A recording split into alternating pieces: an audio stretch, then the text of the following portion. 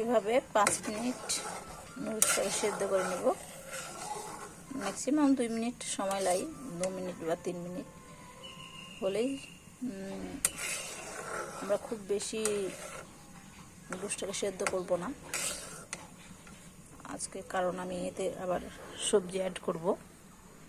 আমি এসব সবজিগুলো দিয়ে আজকে নুডলসটা রান্না করার ট্রাই করলাম। এই দেখেন আমাদের নুডলসটা সিদ্ধ হয়ে গেছে। এখন আমি বন্ধ করে দিলাম। নুডলসটাকে ছাঁকনাতে ঢেলে দিয়ে তাতে হালকা ঠান্ডা পানি অ্যাড করবেন, তাহলে কি হবে, নুডলসটা ঝরঝরে হবে। যে ঠান্ডা পানি অ্যাড করলাম।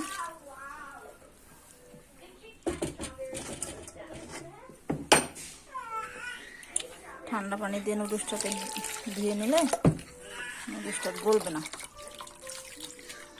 ঝরঝরা হবে। এখন আমি তেল দিচ্ছি। তেল হালকা দিলে হবে, ছোট বাচ্চাটার জন্য রান্না তো। এই যে তাতে পেঁয়াজ দিয়ে দিলাম, পেঁয়াজ কুচি, মরিচ কুচি। একটু পেঁয়াজটা হালকা নরম হয়ে আসলে তাতে গাজর দিয়ে দিবেন। আমি এখানে গাজর দিয়ে দিলাম, সাথে মটরশুঁটি দিয়ে দিব, কারণ বাঁধাকপি। এই দেখেন আমার গাজর আর মটরশুঁটি হালকা সিদ্ধ হয়ে গেছে। এখন আমি এতে টমেটো অ্যাড করে দেব।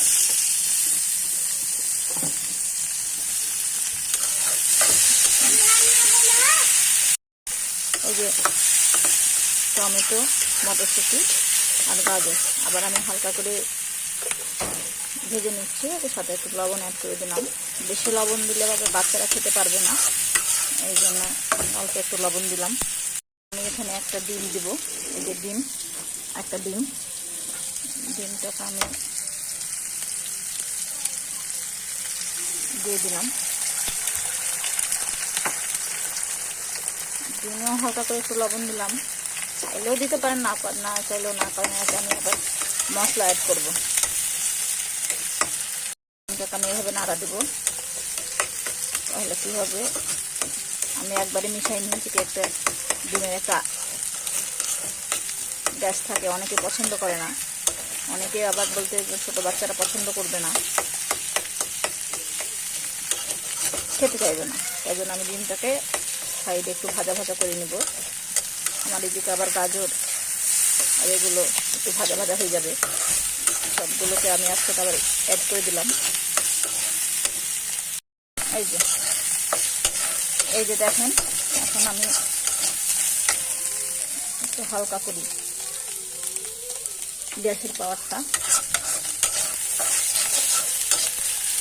এই যে দেখেন কি সুন্দর একটা কালার এসছে। আমার গাজরটাও সিদ্ধ হয়ে গেছে, মটরশুঁটিও সিদ্ধ হয়ে গেছে, টমেটোটাও সিদ্ধ হয়ে গেছে, সাথে ডিমটাও একটু ভাজা ভাজা হয়ে গেল।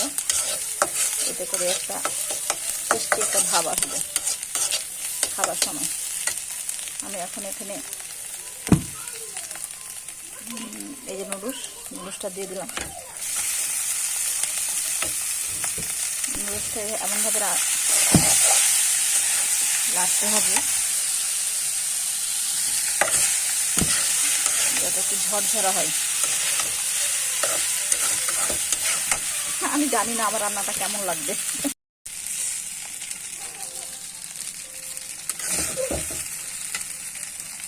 এই যে দেখেন গাইস, আমার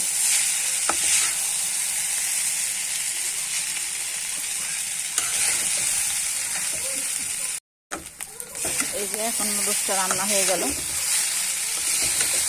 দেখি আমার মেয়ে আবার রিভিউ দেয় আমাকে। আমার নুডলসটাকে লাগিয়ে দিয়েছি।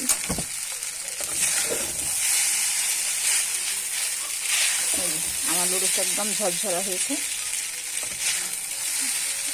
এখন আমি প্লেটিং করবো আর মেয়েকে দেওয়ার জন্য। আর মেয়ে খেয়ে বলতে যে কেমন হয়েছে, ভালো হয়েছে তো। হয়, এটা আমার মেয়ের জন্য রান্না করা। আমার মেয়ে 5 বছরের একটা মেয়ে আছে, সে ফোনে যাই দেখে তাই বলে যে আম্মা আমাকে রান্না করে দাও। আমি একটু ট্রাই করার চেষ্টা করি, বাট জানি না কেমন লাগবে। এই যে গাইস দেখেন আমার নুডলসের ফাইনাল লুক। জানি না কেমন হবে, আমার মেয়ে খাবে। আমার মেয়ে খাওয়ার পরে আমাকে জানাবে যে নুডলসটা কেমন হয়েছে। তো আমি জাস্ট আপনাদের জন্য ট্রাই করার চেষ্টা করলাম।